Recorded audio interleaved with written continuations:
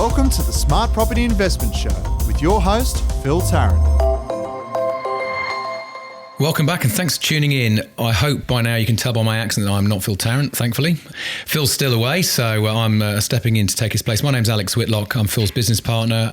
I'm co-owner of the SPI portfolio with Phil and just as passionate as Phil about property. So I'm going to be with you for the next 20 or 30 minutes. I've got a guest here whose story is very, very interesting. Her name is Lesley Greg. She has spent some time in the UK. She's built up a fairly significant portfolio here in Australia. Her views in terms of how to invest in property have changed just over the course of time and over, her evolving experience. Lesley, welcome to the show. Thank you very much, Alex. Thanks for coming along.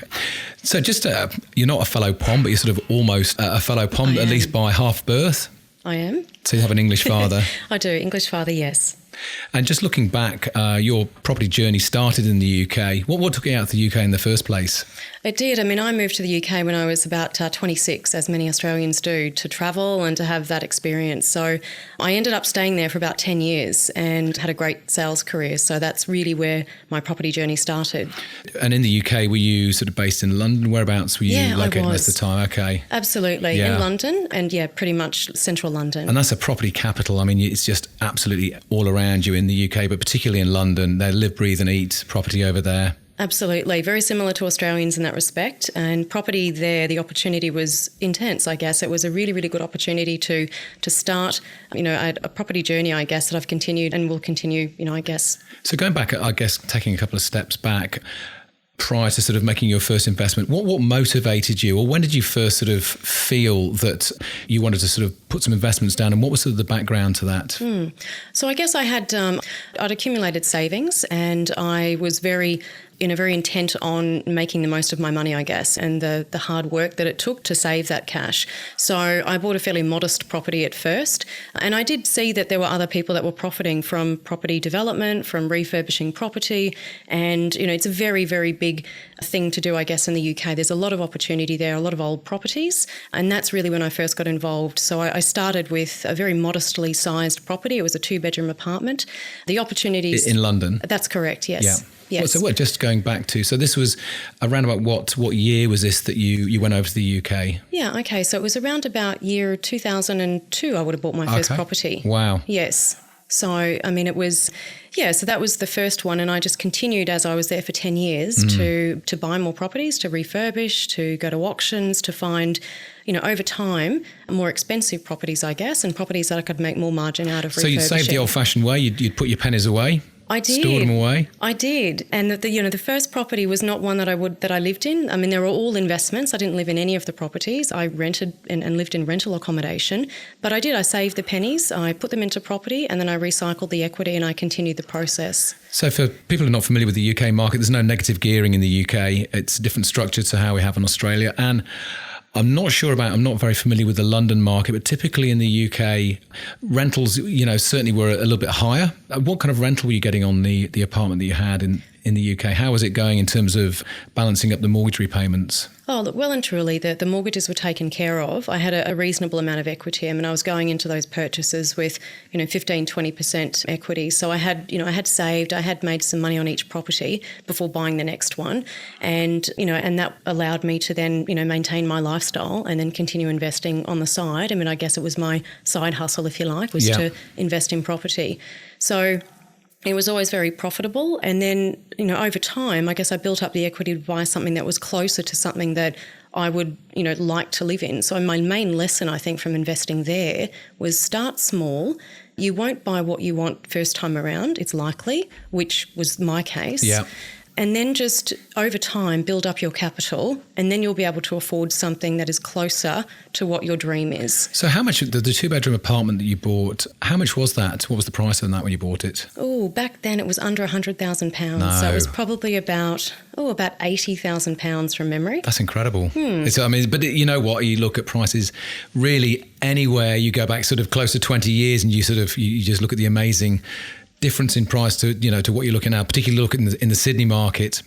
And what took you to, so it was a 2-bedroom apartment. What suburb was that in? Oh, that was in outer London. So it was in the west. So what was the commute to, was it sort of, it was within that commuter band, comfortable commute into the city? Absolutely. Yeah. So probably 30 minutes commutable distance into the city. So it was refurbished. I mean, I, again, made, a good margin on that one, and the rental returns were strong as well. But it certainly wasn't something that I hung on to. I think the second lesson, and this is the difference in my mindset, I guess, in investing today, if I was to look at doing a similar journey in Australia, one of the big things I would consider is whether or not to hold or whether or not to sell. And my mind now is very much, hold property. Property is a long-term game. Yeah. For me back then, I did recycle the equity, and that allowed me to to accumulate and buy a large asset. So how much do you have to invest? And I know you did a sort of a redecoration or a reno. That's right. How much did you spend on that? Was it a significant, sort of spruce up? Did you do it yourself? Did you get somebody in to do it? No, I mean, we had contractors. There were times, yes, when I was putting wallpaper up and I was, filling gaps and doing all sorts of things, painting and getting my hands really dirty. But for the most part, it was external contractors, definitely. And look, I have to say, again, a big difference between the UK and Australia was that I found that refurbishing over in the UK was a lot more affordable, and it was a strategy that worked for me then. Now, whether or not that strategy works here today in Australia, it would be questionable for me now. It's quite interesting because you've got a lot of much older properties in the UK. You've got, people don't bat an eyelid at living in a 100-year-old property over there. It's no big deal whatsoever. My dad lives in a house that was built in 1790, and that's not a big deal where he lives. So it's a kind of so I think the scope to renovate, to sort of beautify and to replenish properties that have been around for some time, I think is a lot greater in the UK. And I think here, because we're used to properties being built, really fairly regularly, I see houses getting torn down all the time. If something gets to being, if you get an apartment block that's 40, 50 years old here, it's getting pretty tired. So you have got that scope to, to really add value by, doing a fairly straightforward reno. So how long did you hold that particular property before you looked to recycle? Look, the early properties, I was really, I have to say I was flipping them. So I was refurbishing them, and many of them went back on the market straight away. So sometimes I could complete a project in months, and then I'd get it back on the market, I'd sell it, and I'd be looking for another opportunity. And I'd have a few going at the same time as well. So, there might be, a few properties going at sort of in the refurbishment stage, and then I'd be looking for other properties because I knew that they were about to be, ready and able to then be advertised on the open market. The London market's a little bit of a law unto itself, and it tends not to, I suppose some ways, the same as Sydney and the different capitals in Australia, but London tends to work at a different heartbeat to the rest of the UK. What sort of environment were you in at the time when you were buying? Was it a market that was on the up? Was it sort of fairly flat? What were market conditions at this point for you? Look, at the beginning, I guess, I was in a good cycle, I think. I bought well, particularly the terrace property. When I bought that, it was, very modestly priced. It was in terrible condition, and it literally had to be gutted and completely rebuilt. And I held that property, that last one, for probably close to 10 years, and I exited and sold that at a good point in the market. So it was one of the best investments I've made, I guess. And the lesson there is holding property. So although I was flipping, to accumulate capital, the most money I made was on that large asset that I held over time that was in a wonderful location. So, you mentioned earlier property is, investing is a journey, and it certainly has been a journey for me, because when I break it down, that first chunk was very much rapid capital accumulation, and then the second was a lesson in holding property for the longer term. And then when I've come back to Australia, then there's been, different approaches there as well that have been, wonderful strategies, but just more suitable to this market here. So I think that you have to look at the timing, most definitely, of when you're buying and selling. You also have to look at the demands of the local environment, because I don't know, for me personally, that refurbishing properties would be an ideal strategy, but I've found alternate strategies that really work for me here in Australia.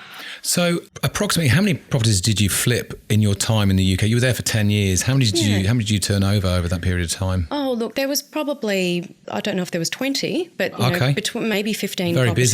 Busy. Yeah, so over time there was a few properties that were flipped.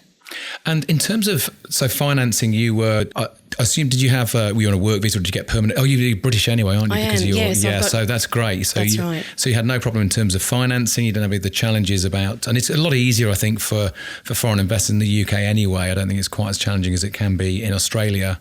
So you had no problems with the financing. Was there any time that you sort of felt you were running a little bit close to the wind in terms of, sort of turning over properties and looking to secure finance? No, I have to say, no. The financing wasn't an issue. Again, because I started small, I think I minimised the risk and we didn't overstretch. So I think that it was a process of just recognising the equity that we had and then how far that we could stretch with that, and then utilising the funding. And how in the UK, and I've never bought in the UK, I've only ever bought Australian property. What is the approach of mortgage lenders over there with regards to things like serviceability? Do they calculate the same sort of way that Australian lenders calculate serviceability? And in terms of, attitudes towards maximum LVRs, I know in the UK, certainly from the investing market around that time, pretty similar to Australia, around that time you could get 105% loans here. Was that the same case in the UK? Yeah, it was. That was leading up towards the end of when I left the UK. That was leading up to a point where I thought it was very almost dangerous. Yeah. I remember meeting with a financier who had offered me some finance to really go and extend what I was doing, and I was quite shocked at the amount of finance that they were willing to lend me. And this was from, a large financial institution. I didn't take that offer because, quite frankly, it frightened me, but it was available, and it was really a very different scenario to the lending situation we have here today. Just fascinated with property investment and the journey that we all end up going on. And I think back to my aspirations to buy property when I was, when I left university, and it's something I dreamt of, not as an investment per se. I'd always just thought owning my own bricks and mortar and actually being able to afford my own house, which I was never able to do in the UK. And sort of similarly to you in many ways, I left the UK when I was 28 and I went to live in Hong Kong. And unlike you, I hadn't really saved a lot of money, but I went to Hong Kong. And I think the change of scenery for me triggered a bit of a change in attitude, and I also moved into sales and I started to earn some money, and I discovered a wonderful capacity to really be a bit more responsible myself in terms of generating a bit more income for myself. I worked in a sales role where there was commission, so I was disciplined in working off my base salary. I treated my commission as being something that was going to help me get ahead, and I worked very, very hard to generate more commission. I then managed to save enough through my commission to get a deposit. So for me, coming out of the UK, being in Hong Kong, and I bought Australian property when I was in Hong Kong, but you make that first jump and you make that first move and you buy your first property, but then there's a kind of an evolution where you buy that first one, you go, I've done it, and then you go, oh, hang on a minute. Now I was a bit different to you because I bought off the plan in South Bank in Melbourne, but there is that sort of, you've done it the first time, then you go, hang on a second, I can go further with this. Your paradigm kind of broadens really in terms of what you can achieve. Is that sort of how, did you go through the same sort of thing? I agree completely with you. I think property matures you. I mean, when you buy your first property, not only have you got a sense of accomplishment, because it is a huge thing, it's a massive decision. It's one of the biggest debts we'll ever have. Probably is the biggest debt. And, once you've done that, then it becomes more and more fluent. And your ability to then, especially when you're investing and picking properties that work, you just become better at spotting deals and you become just more confident. I think you become more confident and more courageous.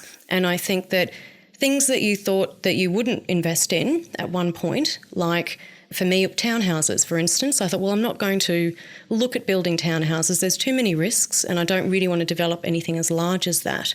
We're now doing. And at one point, I never would have even considered that was a possibility. So I think that, over time, as you've outlined, the process itself of buying properties matures you, and that confidence you gain is just incredible. And the fact that your financial well-being is so much stronger is wonderful. One of the things I really like about, that sort of came out just a moment ago, is when you mentioned there was a lender that was offering a significant LVR, more than 100%. And I think that's a really critical thing. And I think being able to to make the move into property investment and be successful and having the measure then not to be greedy is, I think it's a real critical thing in success. We'll chat a bit more about that in just a couple of moments.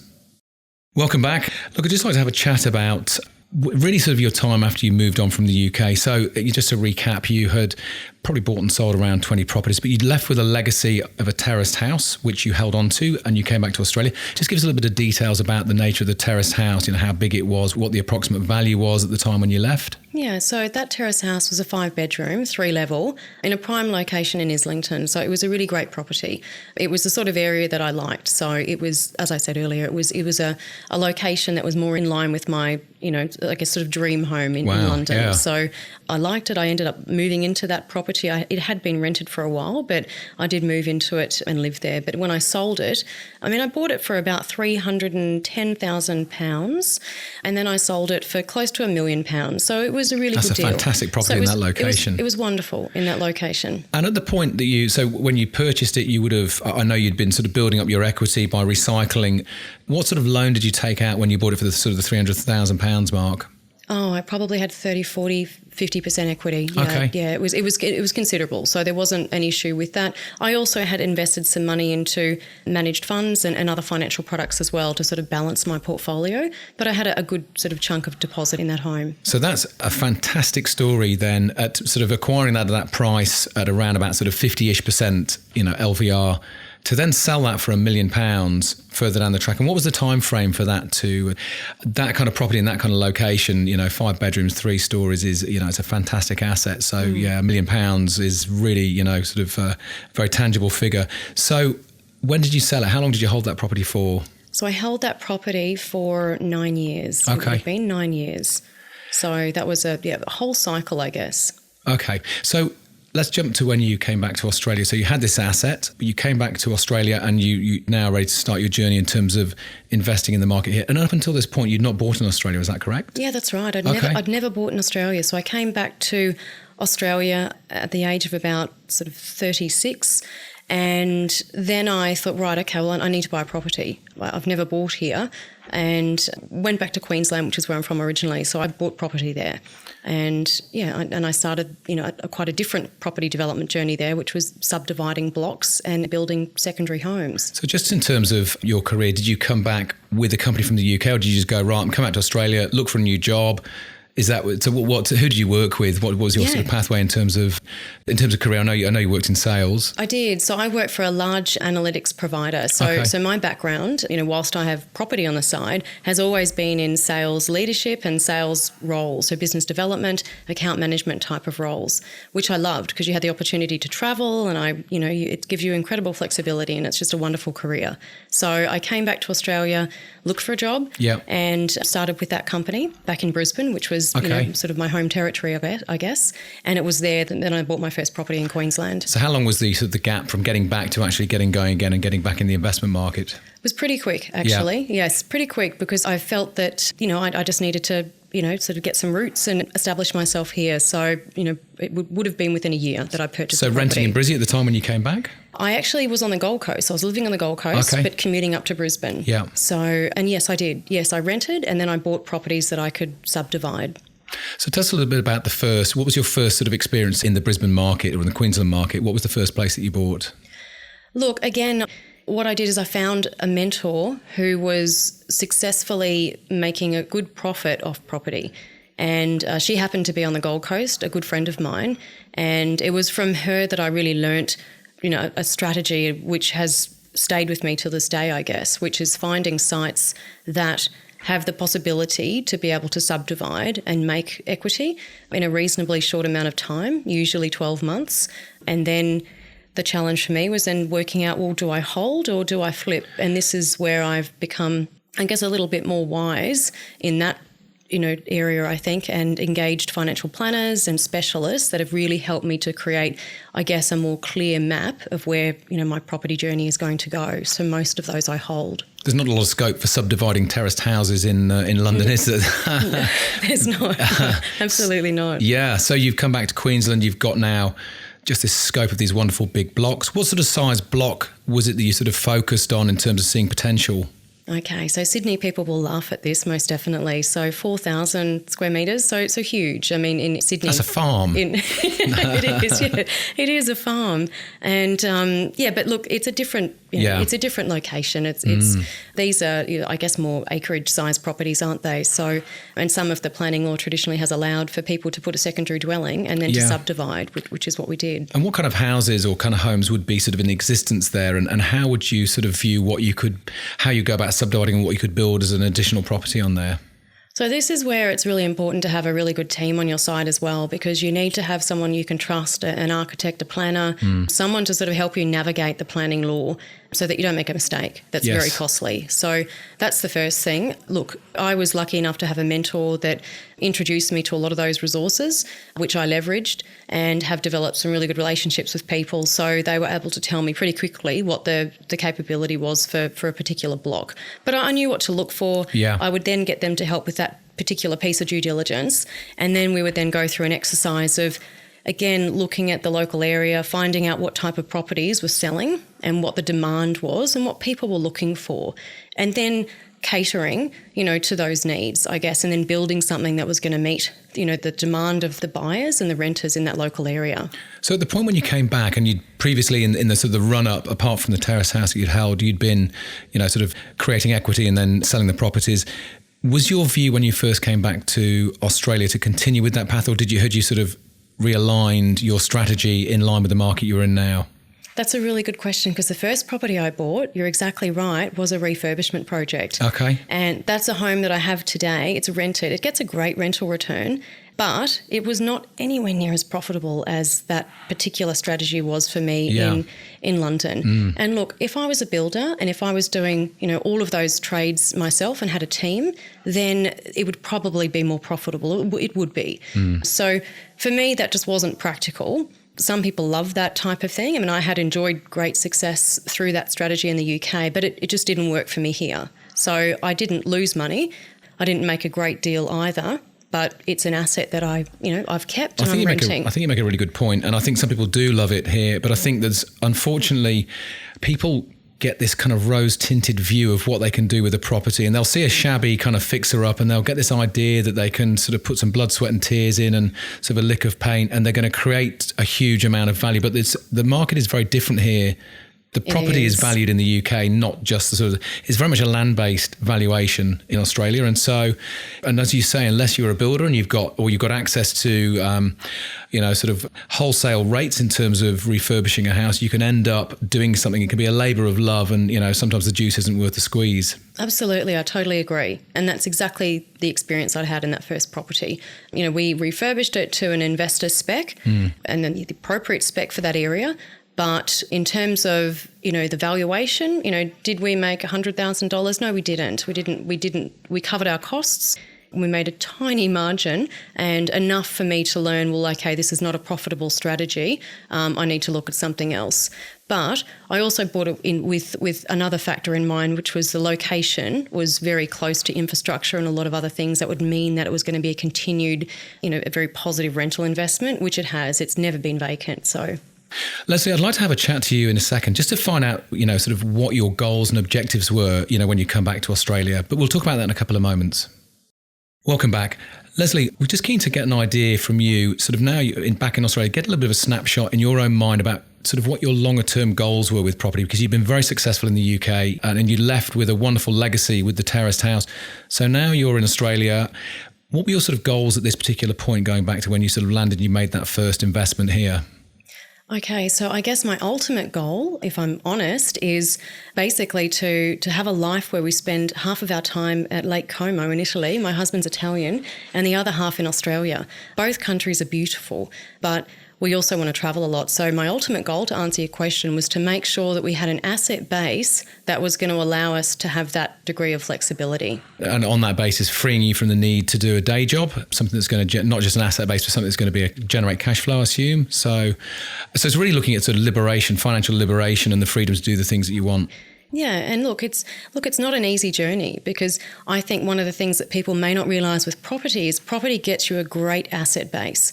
And what really is necessary for people in their everyday life is cash flow. Yeah. Actually, they need to pay the bills, they need to pay the mortgage, they need to fund holidays, school fees. So when you're building a property portfolio, what you have to be able to do is balance up, I think, equity and cash flow. And you've got to consider both of those things, because the strategies that we'd done had accumulated equity, but you also do need to factor in, well, actually, we need a cash flow arm to this business, or our portfolio has to be diversified in some way that's going to allow us to have cash flow as well. well. That's such an important thing. And one of my biggest, I'm absolutely passionate about property. I love it. And I, over the decades, I've enjoyed reading articles and reading people's stories, but I feel that there is often a tendency to just embellish figures and people talk about having huge kind of valuation of property assets, but cash flow is really, unless you're going to liquidate that asset and stick it in the bank and spend it, you need to generate a cash flow generating asset base, which is going to, not be too hungry in terms of fees and so forth. So I think that's a really valuable thing, because long term, if you want to have financial freedom, you don't want to kill, the goose that lays the golden egg, which is your portfolio, but it needs to produce enough eggs for you to live off. That's right. Absolutely. So you've switched your paradigm now. You're looking now rather at sort of, building up a pool of equity. You're now looking at sort of building up a cash flow portfolio. You've recognised that you can't work the Australian market or the Queensland market the same way you've been gaining great success in the UK. So moving forward now, what sort of assets were you looking at acquiring, and what was your approach to investing, sort of up there in Queensland? Yes. One of my good friends had done many projects, actually, basic subdivisions up there in southeast Queensland. And I saw her success and quite frankly thought, well, I'm going to replicate that. And she was a great mentor. So, her and I did a joint venture on the first project. So through that, I was able to learn firsthand, how to do one of these projects and what resources I would need, what the risks were, et cetera, et cetera. And from that point, I did more of those in Queensland, and they were successful, and they also had great profits as well. We've held a couple of those properties and they're rented. But then I moved down to Sydney for a job promotion. And it was then I was starting to think, well, okay, what am I going to buy in Sydney? And with property prices as they are in Sydney and the land availability. What year did you come down to Sydney? I came down to Sydney in 2000 and... Oh, it would have been about 13, I would have thought. Okay, yeah, 13. Interesting time in the market. Things are just starting to accelerate around about that particular time. Yeah, great time to be buying in Sydney. Absolutely. Great time to be buying. But if you want to do find a corner block and do a subdivision, it was, you'd need several million, I guess. Yeah. And have to be a big scale developer. So I thought, okay, that's not me just yet. And what can I do though? What can I do? I didn't want to buy a home to live in because I thought I can make the money work for me another way. And I guess that's when I started doing a bit of research about some other regional locations, but large regional locations like Newcastle, actually, which has enjoyed capital growth of very impressive rates over the last few years and forecast, to still continue, some of that into the next couple of years. So I started really investigating in that area and had, and picked up my first property there. So what was your first property you picked up in that area? Okay, so the first property, it was a corner block, and it was it was a home that still has tenants in it at the moment. And that was a wonderful property because we had originally thought, well, we'll just put a second house on it and we'll subdivide. But as we went through the process, we identified that we could actually put some townhouses on there.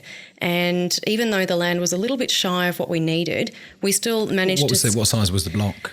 760 squares. So we really did need 800 to put 4 townhouses. But the team that we were working with, the architect and the planner, again did an amazing job in terms of satisfying all of the other council requirements. So we managed to get that through. Wow. And got the approval. So the building for that one commences in February next year. So we're just working through that at the moment. But that's a nice first buy. So in terms of approaching this, a development, what did you have to change, and what new areas have you sort of learnt to, what other areas have you had to investigate to make sure that's a successful investment? Because there's a lot more to it to gaining approvals and then getting the construction built and working with an architect. There is. I mean, one of the first things that you don't know when you're a buyer is what you can do with the block. You just don't. Nothing is guaranteed because you need to go through a development application in many cases. So we were very aware of that, but we, again, got our due diligence done and, you're buying, I guess, with the added confidence that you've spoken to a planner or an architect about the potential. It's not a guarantee, so you are taking on that risk, but we, did the due diligence that we were able to do, to satisfy that we could at least get an extra dwelling on that one. But to answer your question, actually, one of the things I've learned is that there's obviously many paths to the outcome. And one of the other alternatives that we have available is the Complying Development Code. So the Complying Development Code, as compared to a development application, allows you to, well, I say fast track a building approval. But essentially what it does is it's almost like a prescribed checklist, I guess. As long as your development satisfies a prescribed list of requirements, then you can obviously get a private certifier to agree to that development. So What we're concentrating on now is finding sites that basically can be approved via CDC. That's a good tactic. So it's quicker. Yeah. Basically, it saves us 4 or 5 months in terms of waiting in our council queue, I guess, which can take time. And it just allows us to get started quicker. So if we can upfront look for sites that we can put a duplex or a townhouse or a home on that we can purchase under CDC, then that just allows us to fast track. I'd imagine there's competition for these sites from other developers and then maybe people looking for development sort of opportunities in the future. How do you locate and find and win these properties? And then also, how do you sort of estimate what your walk away sort of price is? Because obviously, if it goes another $1,000, would that be worth going the other $1,000? How do you sort of set yourself parameters for, whether you're in and out? Yeah, so I think the first thing is how we identify those is, look, we have to keep really close to the market. So, whether it's our agents, our network of agents that are letting us know that properties are coming up soon or, sort of quiet listings, perhaps that are not being sold on the open market. So we need to keep across those and just be constantly, engaged with agents and others in the local area just to find out what stock is becoming available. And I think you just need to be prepared because you can't expect to be able to, wait and that property is still going to be available in 2 or 3 weeks' time. You just can't. Got to be nimble and ready. You do. You have to, you have to secure it, be ready to put a deposit down, do your due diligence in the interim, sort out financing, speak to a planner, do all of that in a very quick period of time, but just make sure that you are confident and ready to act quickly. So you've been really very generous in terms of giving your experience and your journey through property. What I'd just like to finish on is, what does the next 5 years look like for you, and how far off your ultimate goal do you think you are in terms of your journey? That's a really good question because we've actually got a 5-year plan, and that 5-year plan takes us to Lake Como actually. So that plan is, it's in motion, it's happening. We've got, our properties, our financial planner has worked with us on that plan. We've had tax advice, etc. So we've actually mapped out our asset value and our cash flow and what it'll be each year for the next 5 years. So for us, that plan's really important. I mean, it's not fixed, it changes. Yeah. But it's based on... You have a roadmap as to where you want to go. Absolutely. And that's another thing. I mean, we all work in companies at some point in our life, and often we're asked to do business plans and financial plans and sales forecasts. But I think the number of people that sit down and do a forecast for their financial life is a lot more limited, and it's such an important thing. It is indeed. And when you actually commit the time and the bandwidth, and it's a big thing to do, but it's a very pleasurable thing to do. And I think when you make a commitment to look at where you want to be, and that's where things become real, because you look at what you've got and you look at where you want to be and you start to work backwards and see if what you're looking for is tangible. And I mean, you've worked very, very hard over a long period of time in a very sustained and measurable way to build your wealth. But, I think starting to plan and working out where you're going is a critical thing. And I think it's something that everyone should do, whether you're on your first property or whether you're fortunate enough to have a portfolio. Yeah, most definitely. Lesley, it has been an absolute pleasure talking to you. Thank you so much for joining us. And for everyone tuning in, thanks very much. It's been great to have you along. If you've got a story you'd like to share with us, we would love to hear from you. It doesn't matter whether you're starting your property journey or whether you are well advanced, or if you just want to share, your particular aspirations and hopes, we'd love to hear from you. You can get in contact with us at editor@smartpropertyinvestment.com.au. Don't forget to check out all the other podcasts. They're all there on Smart Property Investment. And we look forward to talking to you next time. Thanks for tuning in. The information featured in this podcast is general in nature and does not take into consideration your financial situation or individual needs and should not be relied upon. Before making any investment, insurance, tax, property, or financial planning decision, you should consult a licensed professional who can advise whether your decision is appropriate for you. Guests appearing on this podcast may have a commercial relationship with the companies mentioned.